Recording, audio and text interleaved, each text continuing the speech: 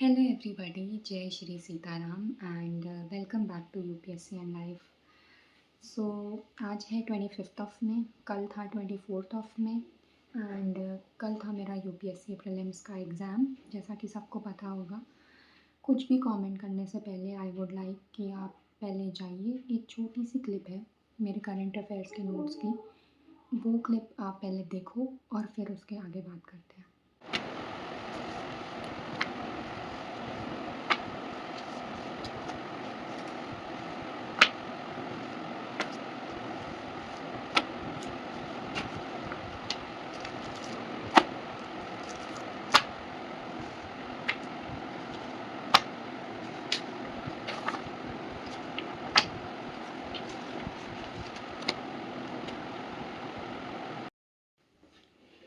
So I hope आपने ये clip देख ली होगी। This was only current affairs जो मैंने कवर करे थे। कवर करने से मतलब है मेरा कि मैंने रट लिए थे ये सारे करंट अफेयर्स, इनके डेटा रटे थे, इनके फैक्ट्स रटे थे, इनके कॉन्सेप्ट्स को समझा था बहुत बहुत टाइम दे करके। And I am not blaming any coaching institute. Please, I would like to clarify this कि आपको करंट अफेयर्स के नोट्स में कोचिंग इंस्टीट्यूट पता चल ही गया होगा, तो आई एम नॉट ब्लेमिंग देम। जितना भी करंट अफेयर था कवरेज, वो सारा सारथी IAS ने कराया था। आई am not blaming them in any manner possible. The only institution that we need to blame today is UPSC, which is unfortunately a constitutional body जिसकी कोई भी अकाउंटेबिलिटी नहीं है एंड जो अकाउंटेबिलिटी के क्वेश्चंस UPSC प्रीलिम्स में पूछ रहा है। आयरॉनिकल बात है काफ़ी, I know, but this is what it is. I don't know मुझे कितनी हेट मिलने वाली है इस वीडियो पर, या फिर मेरी वीडियो रिपोर्ट हो जाने वाली है। UPSC के चेयरमैन सर ही रिपोर्ट कर देंगे मेरी वीडियो, मुझे लग रहा है। But I need to share my feelings, जो भी मैं फील कर रही हूँ, वेरी ओपनली। ये वीडियो थोड़ी सी लंबी होने वाली है, जिसके पास भी टाइम की शॉर्टेज है 2x पे देख लीजिए, या फिर आप छोड़ सकते हैं ये वीडियो। कल से I am so much frustrated, इतना फ्रस्ट्रेटेड फील कर रही हूँ मैं कि मैं कल आई हूँ तो मैं अपनी फीलिंग्स को सिंकिंग ही नहीं कर पा रही थी कि मैं वीडियो भी शूट करूँ या किसी से बात भी करूँ या किसी को बताऊँ, तो क्या बताऊँ। आज सुबह उठ कर के मैंने हेयर वॉश किया है, शावर लिया है, अब जा कर के मैं थोड़ा शांत हुई हूँ और अब मुझे ऐसा लग रहा है कि शायद मैं अपने थॉट्स को, अपनी फीलिंग्स को प्रॉपर वर्ड्स में रख पाऊँगी। इसके पहले 24 घंटे हो गए हैं एग्ज़ाम दिए हुए, मेरे पास इसके पहले हिम्मत नहीं थी और ये समझ ही नहीं थी, इस मेंटल स्टेट में मैं नहीं थी कि मैं कुछ भी आपके सामने रखूँ। सबसे पहली बात, टफनेस में और वियर्ड होने में, वेग होने में, एब्सर्ड होने में एक बहुत बड़ा डिफरेंस होता है। किसी भी चीज़ को आप टफ कैसे बनाते हो कि आप एकदम डेप्थ में जाके पूछो, जो आपने सिलेबस में दिया है उससे, ठीक है। आपने एक हमें सिलेबस प्रोवाइड करा है, ठीक है। उस सिलेबस में एथिक्स कहाँ पर आता है, उस सिलेबस में डिसीजन मेकिंग कहाँ पर आता है। मुझे तो लगता है नेक्स्ट ईयर से आप डिज़ास्टर मैनेजमेंट पूछने लगोगे उसमें। मतलब व्हाट वाज दैट पेपर, क्या चीज़ थी वो।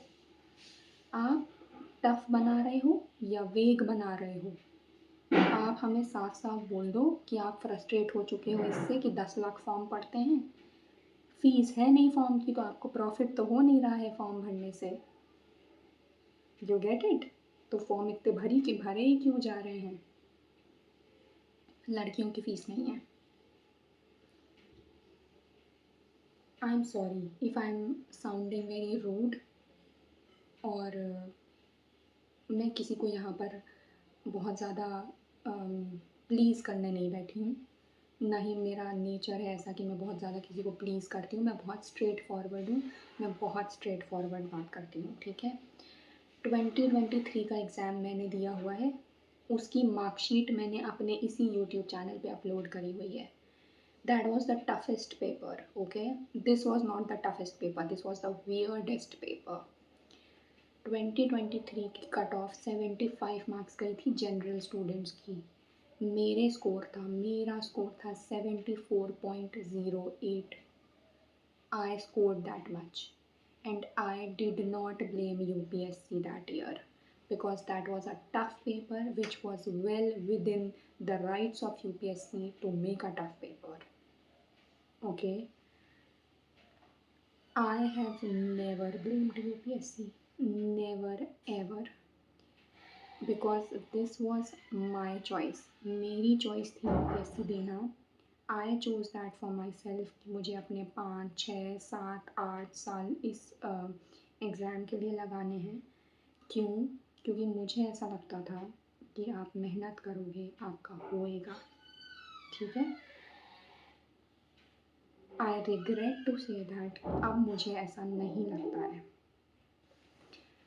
जो ये एग्ज़ाम था, पहली बात तो आप टफ़ पेपर बनाओ, चलता है। आप रैंडम क्वेश्चंस पूछो, चलता है। कितना? भाई पॉलिटी पढ़ते हैं हम लोग लक्ष्मीकांत से या फिर जहाँ से भी, ज्योग्राफी पढ़ते हैं, वर्ल्ड ज्योग्राफी पढ़ते हैं, मैपिंग पढ़ते हैं, एंशिएंट हिस्ट्री पढ़ते हैं, मिडीवल हिस्ट्री पढ़ते हैं, मॉडर्न हिस्ट्री पढ़ते हैं, एनवायरनमेंट पढ़ते हैं, इकोनॉमी पढ़ते हैं, सब कुछ पढ़ते हैं, ठीक है? उससे क्वेश्चन पूछ लो भाई साहब, डायरेक्ट क्वेश्चंस, घुमा घुमा घुमा के नहीं। रैंडम पूछो, 10 क्वेश्चन रैंडम पूछ लो, 20 पूछ लो, 15 पूछ लो, 100 पूछ लोगे? क्यों? सिलेबस क्यों दिया है? हमने तो आपसे नहीं मांगा था सिलेबस, आपने अपनी मर्ज़ी से दिया था। हमने केस लड़के तो लिया नहीं है आपसे सिलेबस। अपनी मर्ज़ी से सिलेबस दिया है तो अपनी मर्ज़ी से उसमें क्वेश्चन पूछो भाई। कहाँ से पूछें और क्यों, कहाँ कहीं और से पूछें? और हम क्यों अंडर द सन सब कुछ पढ़ें? जो ये बैठे हुए हैं सारे, इन्होंने जब एग्ज़ाम निकाला था तो इंटरपोल के फुल फॉर्म वाले क्वेश्चंस आते थे। इंटरपोल का फुल फॉर्म क्या होता है? सीबीआई का फुल फॉर्म क्या होता है? और हमसे क्या पूछ रहे हो आप? बनाओ भाई, इवोल्यूशन होता है, सालों साल पेपर टफ होते जाते हैं, रैंडम और वेग नहीं होते जाते हैं। रैंडम और वेग होने में, टफ होने में डिफरेंस होता है। मैं बार बार ये बात बोल रही हूँ। एंड जिसने भी एग्ज़ाम दिया है, मैं आपको एक बात बोलती हूँ, उन लोगों के थॉट प्रोसेस अपने दिमाग में मत बसाना जिन्होंने ना ये एग्ज़ाम दिया है, ये अटेम्प्ट या तो स्किप किया है, या तो उनको इस एग्ज़ाम के बारे में कोई नॉलेज नहीं है, या तो वो फर्स्ट अटेम्प्टीज़ हैं बच्चे आजकल के, जो अपने आप को पता नहीं क्या समझते हैं कि हाँ चलो इस बार नहीं निकाल पाए, ये सब नहीं निकाल पाए इसलिए बोल रहे हैं, आगे देखना क्या होगा। मत उनके थॉट्स अपने दिमाग में मत बैठाना और अपने आप को गिल्ट में मत डालना। This is not our fault. और खाली ये एस्पिरेंट्स की बात बोल रहे होते तब तो आप एस्पिरेंट्स को गलत बोल सकते थे। अगर टीचर्स ये बात बोल रहे हैं, कोचिंग इंस्टीट्यूट के मैनेजर्स, डायरेक्टर्स ये बात बोल रहे हैं, एजुकेटर्स ये बात बोल रहे हैं, न्यूज़ चैनल ये वाली बात बोल रहे हैं, आप क्या उन सब के नॉलेज लेवल के ऊपर रखते हो अपने आप को? अगर रखते हो और अगर है वो नॉलेज लेवल तो मुझे बता दो, मुझे नहीं पता है ऐसा कुछ भी। आई डोंट हैव दैट दृष्टि कि मैं आपके अंदर का देख पाऊँ। मतलब मुझे समझ नहीं आ रहा कि नीड क्या थी ये करने की। What was the need? Tough बनाओ, बेहद टफ बनाओ, पर जो बोला है उसमें से बनाओ। एनवायरनमेंट का पूछो, पॉलिटी पूछो, एथिक्स हम क्यों मैं एथिक्स का जवाब दूँ प्रीलिम्स में जब वो मेंस का सब्जेक्ट है? एंड आप एक बात बताइए, अभी भी निकालेंगे कुछ लोग, आई नो निकालेंगे। कैसे निकालेंगे? तुक्के मार के, जो मैंने भी मारे हैं, जो सब ने मारे हैं, क्योंकि ये पढ़ा हुआ पेपर किसी के लिए नहीं था, ठीक है? किसका होगा इस पेपर में? जिसके मैक्सिमम तुक्के सही हुए होंगे या guess work, logical guess work, वो निकालेगा ये एग्ज़ाम। और वो आईएएस ऑफिसर की तरह आपको चाहिए। और आपको ही आईएएस ऑफिसर चाहिए क्या? हम लोग भी स्टेक होल्डर्स हैं। ब्यूरोक्रेट्स हमारे लिए भी होता है, हम जनरल पब्लिक के लिए। इस तरह के ब्यूरोक्रेट्स मुझे क्यों चाहिए जो अपने नसीब से प्रीलिम्स निकाल रहे हैं? ब्यूरोक्रेट्स को सैलरी आप हमारे टैक्सेस से देते हो ना, किससे देते हो? आई डोंट नो, मुझे लगता है कि ये इस वीडियो पे काफ़ी हेट हो सकता है मुझे मिले, या फिर पता नहीं कैसे जाए, क्या एटीट्यूड मेरा जाएगा इस वीडियो में, but I really don't care. भाई मैंने अपने 5-6 साल लगाए हैं इस एग्ज़ाम में। 2023 में मैंने अटेम्प्ट दिया था, 2024 जो मेरा कट ऑफ से पॉइंट कुछ रह गया था, 2024 में मैंने अटेम्प्ट नहीं दिया था। मेरे रियल ब्रदर की डेथ हो गई थी, इस वजह से 2 साल से मैं मर मर के पढ़ाई कर रही हूँ। आपको पता है मेरी मम्मा वर्किंग है, वो सुबह उठती हैं अपने जॉब के लिए, तो मुझे देखती हैं तो मुझे पूछती हैं, बेटा तुम उठ गई बड़ी जल्दी? तो मैं उनको बताती हूँ, उठी नहीं हूँ मम्मा, मैं रात भर सोई ही नहीं हूँ, मैं रात भर से पढ़ रही हूँ। फॉर दिस आप हमें पहले ही बता देते कि भाई हम आपका पढ़ा हुआ कुछ नहीं पूछने वाले, तो मैं नसीब नसीब खेलती आपके साथ,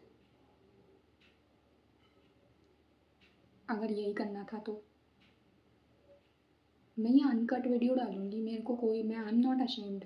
मैं जिस भी एटीट्यूड में बात कर रही हूँ, जिस भी तरीके से बात कर रही हूँ, क्यों भाई मैंने मेहनत करी थी, मैं क्यों ऐसे, मैं I have the right to speak, जो कि आपने पूछा नहीं, फंडामेंटल राइट्स।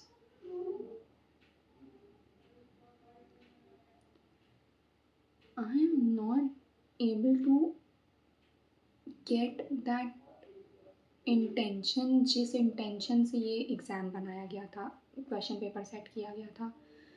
प्लीज़ आप समझो मैं क्या कहना चाह रही हूँ। जो एस्पिरेंट्स नहीं है, जो एस्पिरेंट्स हैं वो समझ सकते हैं, जो सीरियस एस्पिरेंट्स हैं, जो ये मस्ती में देने जाते हैं, इनकी बातें आप सोचना, दिमाग में भी मत लाना। स्कॉर्चिंग हीट, ठीक है। हम लोग यूपी वाले हैं, यूपी में सबसे ज़्यादा सिटीज़ हैं जिनका पूरे वर्ल्ड में हाईएस्ट टेम्परेचर जा रहा है। उस हाईएस्ट टेम्परेचर में यूपी एग्ज़ाम कंडक्ट करवाता है, यूपी कह रही हूँ, यूपीएससी, ठीक है।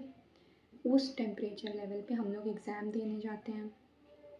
सेंटर्स की हालत तो आप सबको ही पता होगी, गवर्नमेंट सेंटर्स पड़ते हैं, पंखा ऐसे चल रहा होता है कि आप उसके जो ये पर होते हैं ना पंखे के, ये जो नहीं आ रहा दिमाग में अभी कुछ, ये गिन सकते हो कि 3 है कि 4 है कि 5 हैं, इस स्पीड पे पंखे चल रहे होते हैं, पसीना ऊपर से लेके नीचे तक,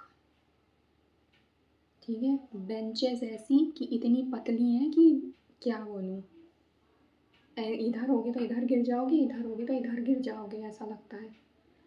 कमर पीछे बेंच पे सपोर्ट नहीं होता है ये चीज़, ऐसे आप झुक के बैठ के पेपर दे रहे होते हो, ये कमर की वाट लग जाती है प्रॉपर, ठीक है। इन सारे, और stress level, anxiety level, panic level कि आप अभी घर पे जाके जवाब देना है, रिश्तेदारों को जवाब देना है, पूरी दुनिया को जवाब देना है, और जवाब जब ये दे दो कि पेपर ऐसा आया था, तुम्हारे लिए ही आया था, निकलेगा तो अभी भी।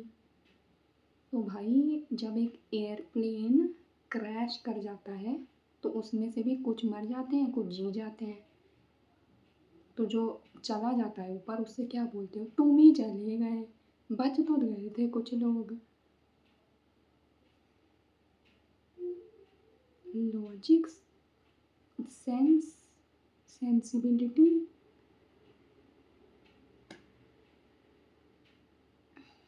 आई डोंट नो आगे मैं क्या बोलूँ, वैसे भी वीडियो लंबी हो गई होगी काफ़ी। आपको पता है मुझे ओसीडी है प्रॉपर, मैंने 1 महीने से अपनी कबर्ड साफ़ नहीं करी है, 1 महीने से मेरे पूरे बेड पे खाली बुक्स फैली रहती हैं। मैं वैसे ही I am underweight according to my age. मैंने जितना भी वेट गेन किया था सारा मैंने पिछले 1 महीने में सारा लूज़ कर दिया है, ठीक है, अब फिर मुझे वो मेहनत करनी पड़ेगी वेट गेन करने के लिए। भाई एस्पिरेंट्स की ज़िंदगी आप समझ नहीं रहे हो, और खिलवाड़ नहीं है ये। हाँ, मैं बार बार कह रही हूँ टफ बनाओ, टफ बनाओ, टफ बनाओ, वियर्ड वेग अब्सर्ड मत बनाओ।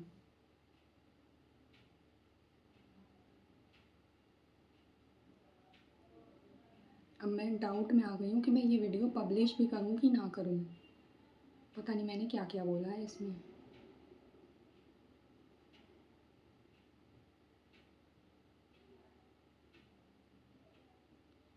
जो भी है, इतना ही मैं कहना चाहूँगी, इससे ज़्यादा मेरे पास कहने को कुछ भी नहीं है।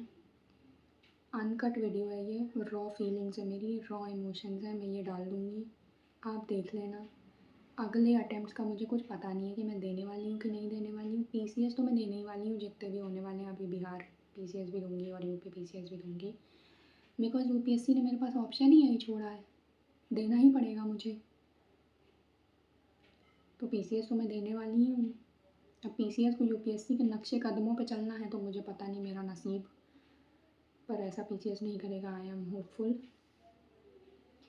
तो बस यही था जो भी मुझे कहना था। इसके अलावा अभी मेरे पास तो कुछ नहीं है कहने को। मैंने बहुत सोच समझ के प्लान करके ये वीडियो नहीं बनाई है, बना दी है बस, आप देख लेना। क्योंकि कमेंट्स आने लग रहे थे मेरे पास, दीदी आपका एग्ज़ाम कैसा हुआ, क्या आपने यूट्यूब नहीं देखा कि एग्ज़ाम कैसा आया था, तो कैसा हुआ होगा।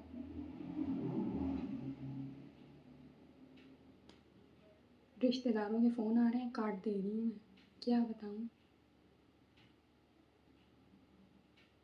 मन तो कर रहा है सबको बुलाऊँ और बैठा के ये पेपर दिलवाऊँ, लिटरली मेरा यही मन कर रहा है। आप मुझसे चैलेंज ले लो, आओ, बैठो, 1 साल तैयारी करो, ठीक है? 1 साल देती हूँ, तैयारी करो, इस पेपर को मत देखना, ठीक? 1 साल तैयारी करने के बाद आओ, बैठो, ये पेपर निकाल दो, मैं मान जाऊँगी आपको। और पढ़ा हुआ होना चाहिए, तुक्के से मत निकाल देना नसीब से। जो आंसर टिक करना उसका लॉजिक देना मुझे कि मैंने इसलिए ये आंसर टिक किया था, मुझे ऐसा लग रहा था। ये मत कहना जय बजरंगबली करके टिक कर दिया था। करे मैंने भी है वैसे। अब देखो, मेरा निकल भी जाता है प्रीलिम्स तो मैं अभी ओपनली सबको बोलती हूँ, मेरा तुक्के से निकलेगा, मेरी नॉलेज लेवल इस पेपर ने चेक नहीं करी है। करे हैं मैंने 85 क्वेश्चंस, 84 83 कुछ, हो सकता है निकल जाए, बट अगर मेरा निकले तो please know that was sheer luck, nothing else.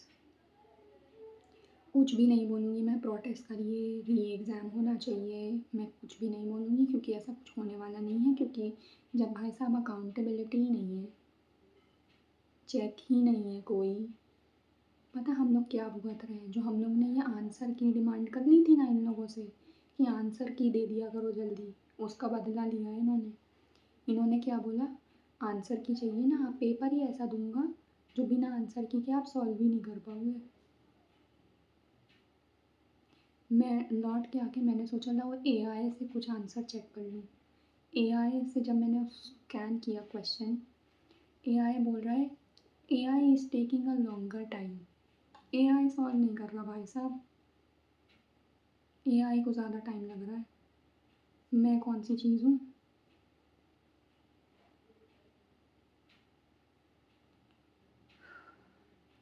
Thank you so much for watching. जय श्री सीताराम।